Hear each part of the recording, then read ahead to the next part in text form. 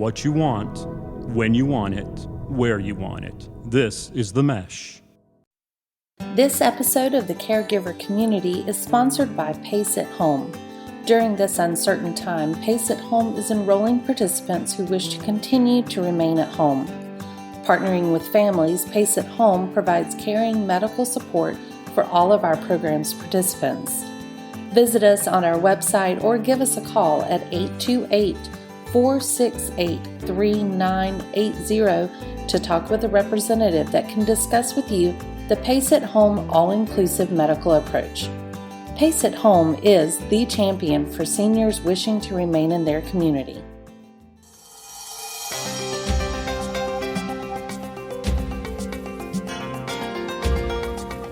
Welcome to the Caregiver Community.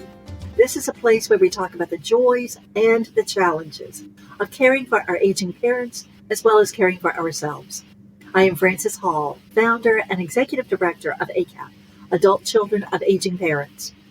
In this podcast, we're talking about Alzheimer's disease, warning signs, and making a plan. And Jill Disney of the Alzheimer's Association is my interviewee.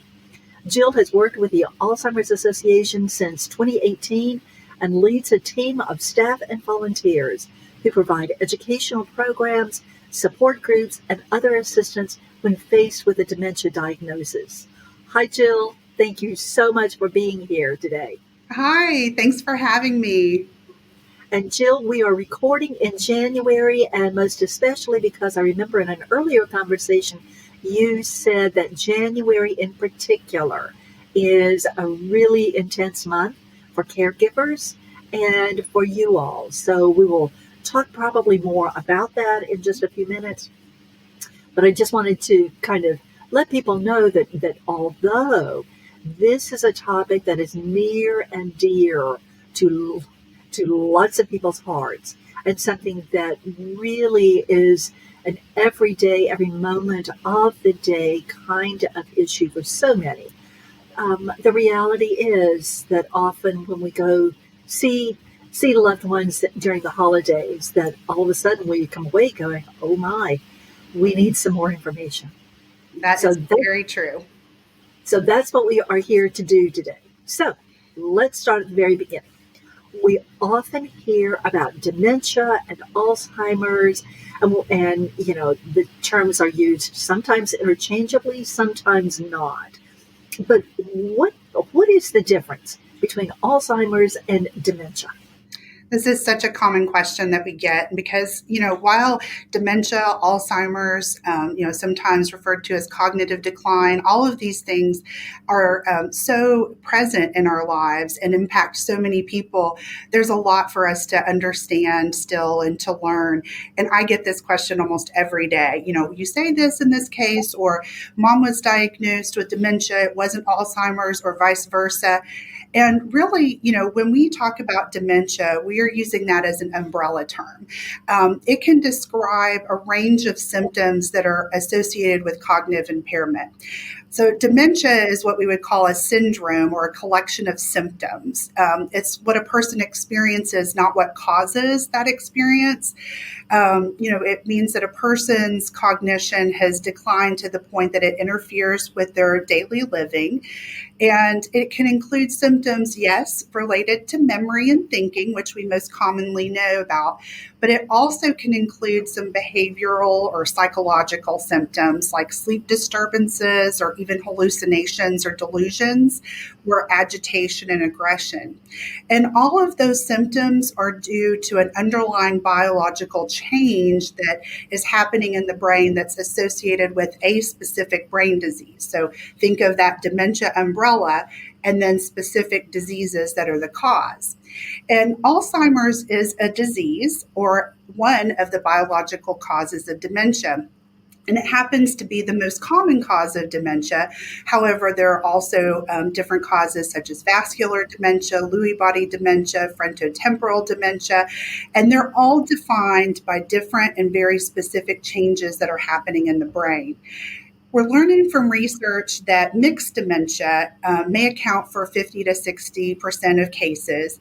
And so it's actually important to really clue into some of those symptoms and learn more about what the causes are, because each of those diseases presents slightly differently in individuals.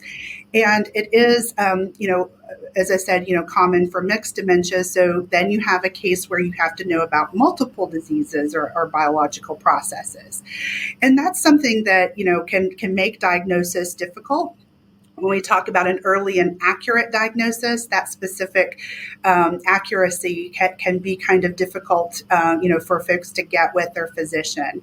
But it helps really be able to, approach the best care and treatment for the individual the more we know about the cause of that dementia. And possibly even for the family or the loved ones to know what they really are dealing with and how to best interact with their loved one, right? Absolutely. The more you know, the more you're able to customize the care and really understand, how to make day-to-day quality of life best for everyone. Right.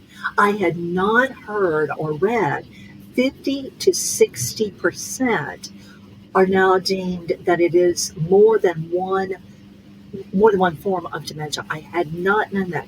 Boy, that's really startling, alarming, concerning, all of the above. It can be. I mean, if we think, and that number is still being pinpointed, but to know that the majority of causes of dementia are actually multiple disease states or disease states happening in the brain. So is that, or do we know enough about it at this point?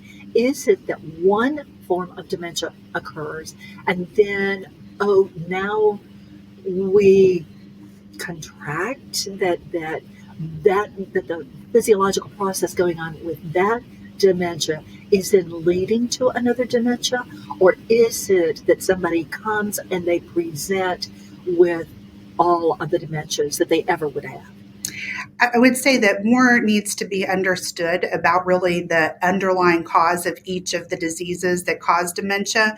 But one thing that we see are a lot of the risk factors are similar for different types of dementia, from family history to a risk related to genetics, our diet, physical activity, sleep, those things. There are often common risk factors in different causes of dementia. So it could be that, that multiple, disease states are developing at the same time related to those risk factors. But I think research will tell us more as we understand those causes better. Sure.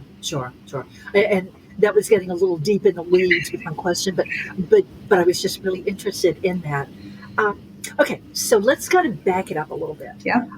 What are some things that might be a sign that something is wrong, something is really wrong, versus just a normal aging process, and just because I'm getting older, I'm more forgetful?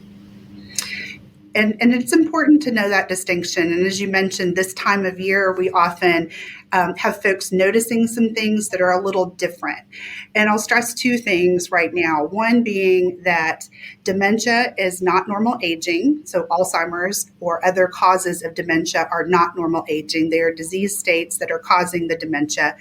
And two, the most important thing that you can look for is something that is a change or out of ordinary for the individual. So really knowing the person and knowing what is a change is important. So something that might be an unusual behavior for you isn't necessarily something that's unusual for someone else. So knowing that person, and particularly with our parents, we tend to know the things that are in scope or common for them in their behaviors. We like to describe, those warning signs. We have a list of 10 of them, and we go into detail when we're, describing those. Physicians will talk about them, or, as you're reading, you can learn them in more detail. But if you kind of think of the different aspects of your daily life, so things that memory loss that interrupts your daily life, challenges in planning or solving problems, because it is more than just memory, difficulty in completing familiar tasks, confusion with time or place, trouble understanding visual images or spatial relationships, new problems with words or with writing or speaking, misplacing things or losing the ability to retrace your steps, decreased or poor judgment, withdrawal from work or social activities, and changes in mood and personality. Those are kind of the 10 domains that we consider those changes. And it just illustrates that it is more than memory loss. And everyone stresses that it's about a change or something unusual for that individual. And to further demonstrate kind of the difference, because we've all had something in those categories that we could describe as we're aging, but the difference between normal aging and something that might be cause for alarm, if you think about that sign of Alzheimer's, of dementia, that poor judgment or decision making, well, we've all made a bad decision at some point, but it's once in a while, or it's something that we can identify that may have been a bad decision, and we're able to rectify that in some way. Whereas someone who might be showing an alarming sign of dementia or Alzheimer's might not even recognize that it was not in their best interest to make that decision. Inability to manage a budget, same thing. Like, we might have all missed a monthly payment, but all of a sudden someone that kept their checkbook to the penny, is delinquent on several bills or loses track of money that's coming in. That's a warning sign and something to pay attention to. The famous one of losing your keys, we all do that, or losing your car in the grocery store parking lot. But can you retrace your steps? You step out of the store because you were so distracted and you're like, oh, I've totally forgotten where I parked the car. But you can pause for a moment, reorient yourself, and find that car, or think back and retrace steps to find your keys. Someone that is showing an alarming sign of Alzheimer's or dementia may not be able to retrace those steps, or might find something in an unusual place, and in fact not only be able to not be able to retrace the steps, but might blame others for placing it there. That's concerning and something that you might want to pay attention to. That I remember that when my mother was living in an independent living situation, that she started talking about that someone had come into her apartment and had dipped their finger in her jelly in the refrigerator. And I remember thinking, that just doesn't quite sound quite right. Right.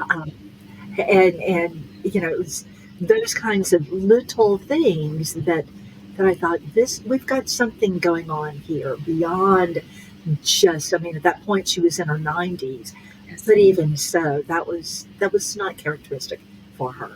So those are the kinds of things you're talking about. Not when I come out of Sam's and can't find my car.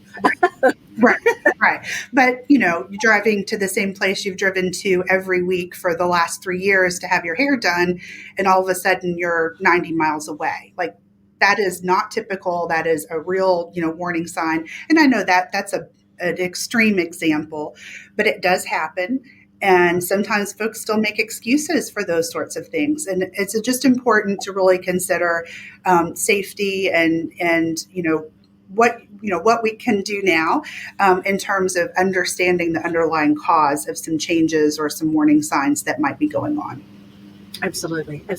And thankfully, we know so much more now today than we did even 5 years ago. Right. We just know more. Yes. And can better deal with this. Right. But it still is elusive and affecting so many people in our nation and throughout the world.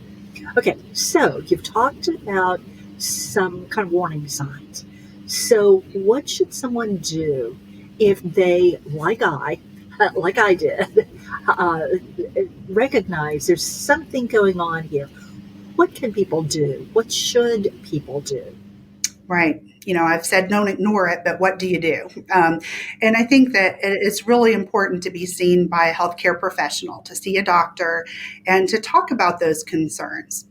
And there are a couple of reasons for that, but I think we would recognize if there were an ache that wasn't going away in our leg, we would see a doctor. Well, this is a physical concern that's related to the brain, and we would need to seek medical attention and care for that as well. So any of those warning signs, if there's concern, we should speak to a doctor. It actually should be an ongoing conversation before there are concerns.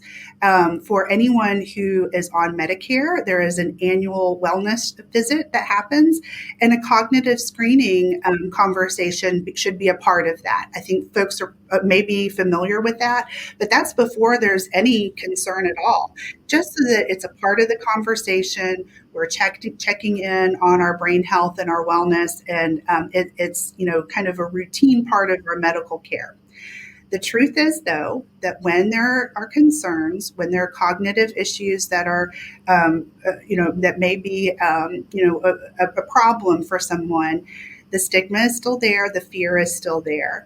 So especially when the concern is for a loved one, there is often a conversation that needs to happen around what was observed and the concern. So if it's really a conversation that is based in what you want for them and how you can help, then it usually goes a little better.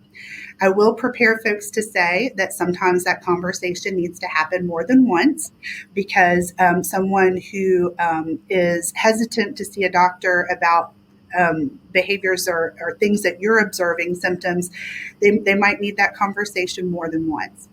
But it's so important, because when there is early detection, there might be some treatments that can provide some relief of those symptoms that someone is experiencing, or help them maintain a level of independence that they're seeking to keep. As well as if a diagnosis of Alzheimer's or one of the other disease states related to dementia is detected, there might be an opportunity to participate in clinical trials or interventions that would not be available if the diagnosis is made later. The other thing that we really stress is that some of the symptoms that we're describing have other causes other than diseases that are related to dementia. So a physical exam and a visit with the doctor is the only way that you can rule out things like medications that might be causing some symptoms that mimic some of the warning signs of dementia, or things like infection.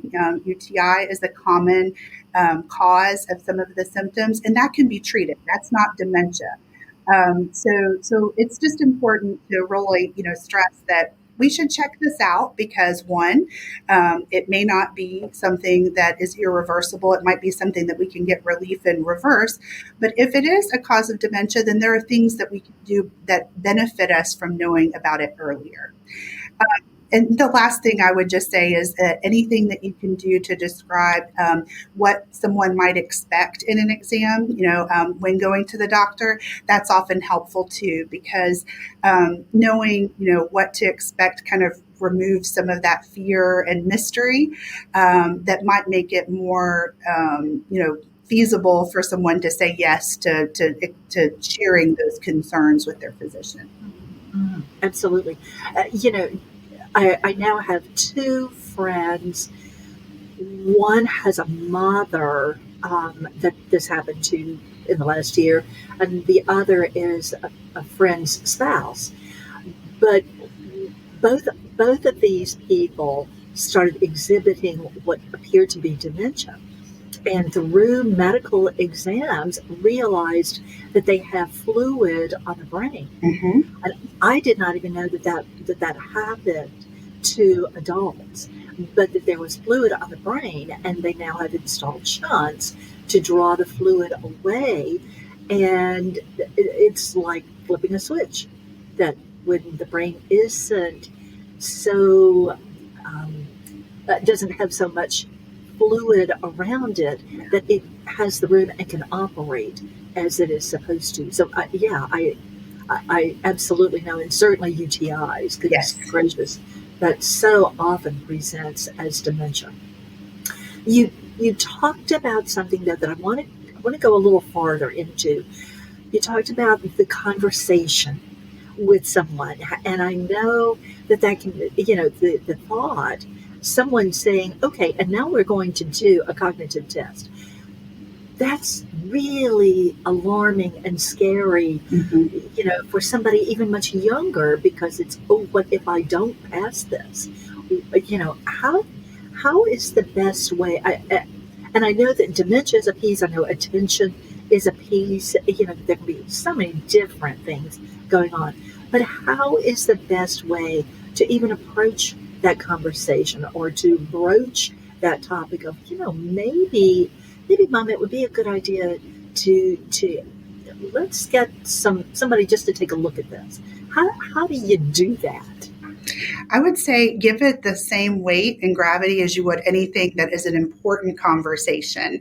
So having the conversation in the grocery store aisle, not the best place, but a quiet place where you can give the time to the conversation and really impart the concern that you have for them and your willingness and want to help. I think that knowing if it's a parent, a sibling, a close friend, if someone sees that care and concern, they might be more open to hearing it. It doesn't mean necessarily that they'll act right away, and it doesn't mean that you failed if they haven't, because adults make decisions for themselves, and sometimes we don't influence that. But I think the thing that we can control is how we express our concern. We always talk about, any situation like this, sharing, in the proper setting, the proper time, and allowing time and space for it, what you've observed and why it concerns you. Some of the points that I shared around, just checking it out, not jumping to conclusions, but checking it out to see if there's something that can help alleviate those symptoms. Like, that is a good approach. And, helping the individual make a plan. We always talk about, so what next, rather than just kind of leaving the issue hanging. What do you think we should do next? Would this be a case to call Dr. Williams and see if we can include this in the visit that we have next week? Would it be helpful for me to be there to share what I've seen? Those sorts of offers often help someone in making the step to have it, brought up in a medical visit.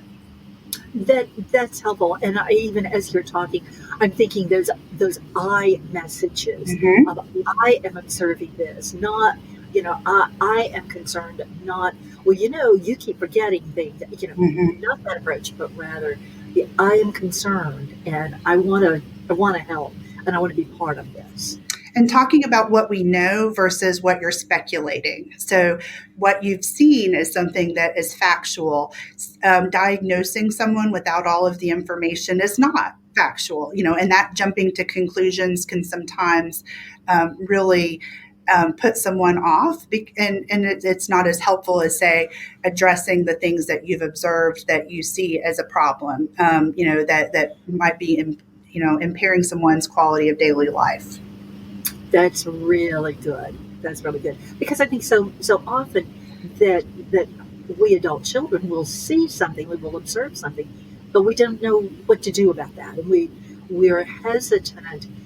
We're hesitant sometimes to confront it, or to address it, not confront, but to address it, because we don't know how to address it. Right. So thank you for that. Okay, well, that's a really good segue then into. So after someone is diagnosed with dementia, what is it, several hundred types of dementias? But after someone is diagnosed, what help is available, both for them and for their caregivers, their loved ones, their families? Right. And that diagnosis is so important to be able to help families have clarity about what to do next, and to, make sure that they're taken care of, and that the one person that they love knows what to do next.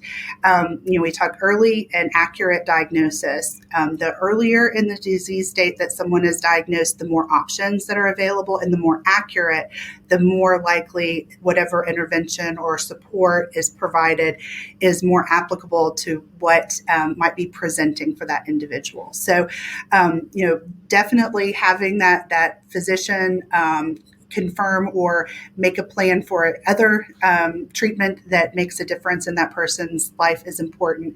If a diagnosis of dementia and the underlying cause is identified, from that point, we have things that we can do.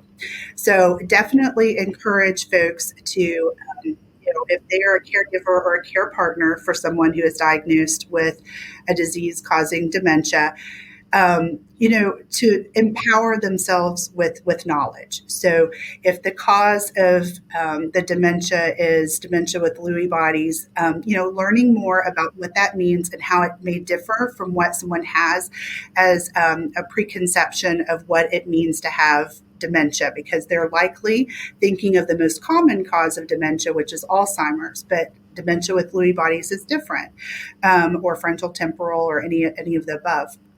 So learning about the stages and common behaviors related to that specific cause of dementia will help you understand the disease progression, maybe some things to expect. We know that every individual is just that, an individual, and their experience will be different. But having an idea of what is typically seen is helpful, because it can help you to prepare and understand what might be in the future in terms of care needs, other additional supports that you will need, because it's a whole new world. I mean, until you have organized and provided care for someone with a team, the paid caregivers, family, your community network, you've never done that before. And having that network will be so important. The different care options are many, and how you pay for them varies. So having that knowledge before you need it will really be a good idea in helping you prepare. Because the options are more limited if you're making that decision kind of on the fly when it's an emergency. We say definitely as a care partner or caregiver, to take care of yourself.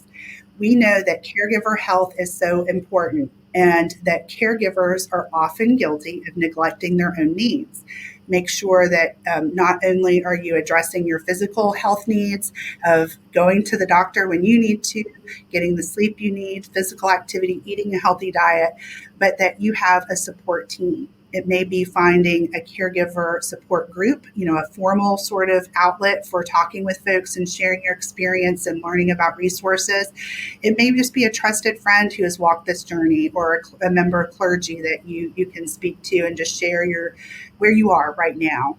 But making time for yourself is so important, and just being open to sharing this experience with others, because as you'll find when you do share, there are so many people that share in this journey and experience with you.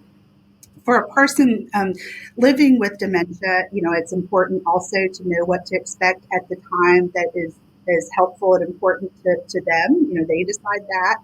Finding similarly programs and support, and being able to really think about and plan for the future. And I say this is before a dementia diagnosis, but putting those legal and financial and any other sort of wishes about end-of-life plans in place, that's important. There's never a time that's too early to think about and to talk about those things, but particularly if somebody has a diagnosis, making sure that their wishes are followed up, and involving them in those planning decisions is so important.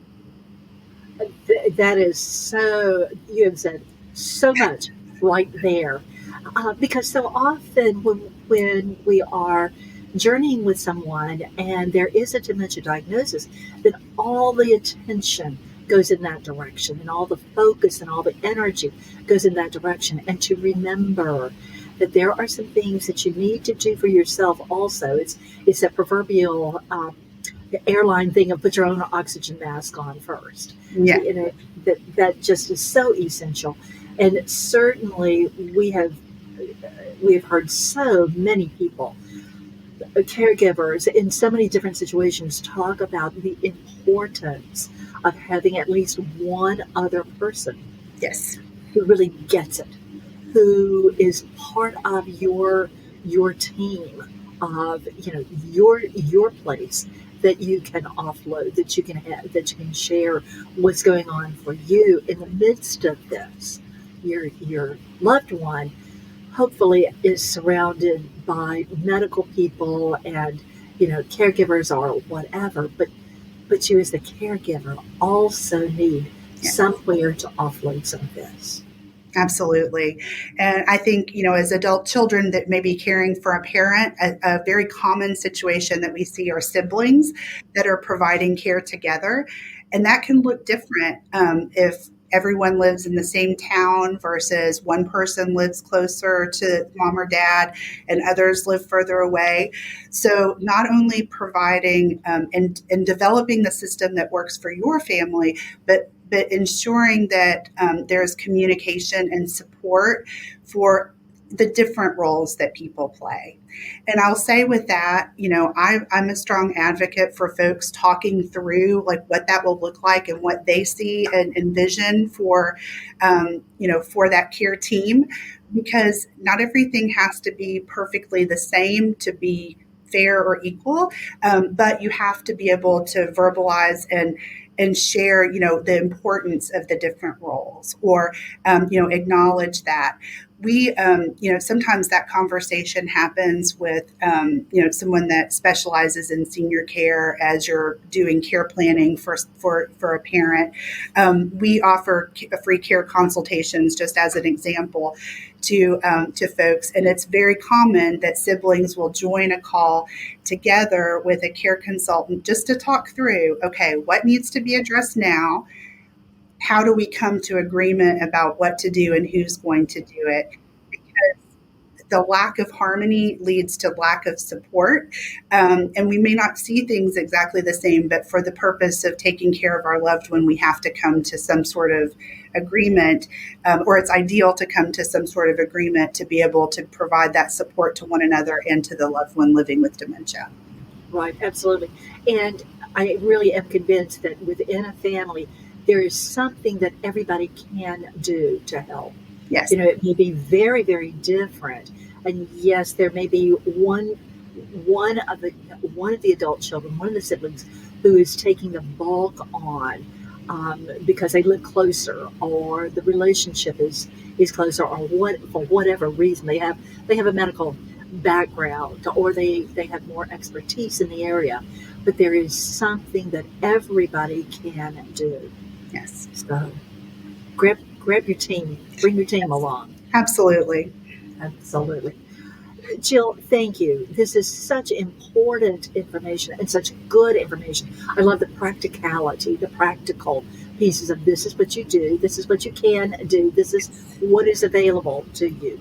So thank you for that. Absolutely. We also want to thank you, our listeners. Thank you for being part of this podcast. And we certainly hope that you have gained good information through this conversation. And quite honestly, that you will share it with others that you believe might also benefit. We certainly want to thank Pace at Home in Hickory, North Carolina. They are our sponsor for this podcast and for all of our caregiver community podcasts. This program is part of the Mesh network of online shows and podcasts. You may find more of our caregiver community podcasts on any of the platforms where you listen to podcasts. You will also find our podcast on our website, www.acapcommunity.org. While you're on our site, we hope that you will take a few minutes to learn more about ACAP, our educational programs, and our local chapters. And if there are other topics you would like for us to address as a podcast, please do let us know. Again, that website is ACAP Community's website, or ACAP website, www.acapcommunity.org. As we say so often in ACAP, regardless of our age, background, education, career, or anything else, when it's our mother, our father, our loved one who needs help, caring for and advocating for that person becomes very personal and extremely important. Please care well for your loved one, but also care well for yourself. Take care. Stay well. Bye for now.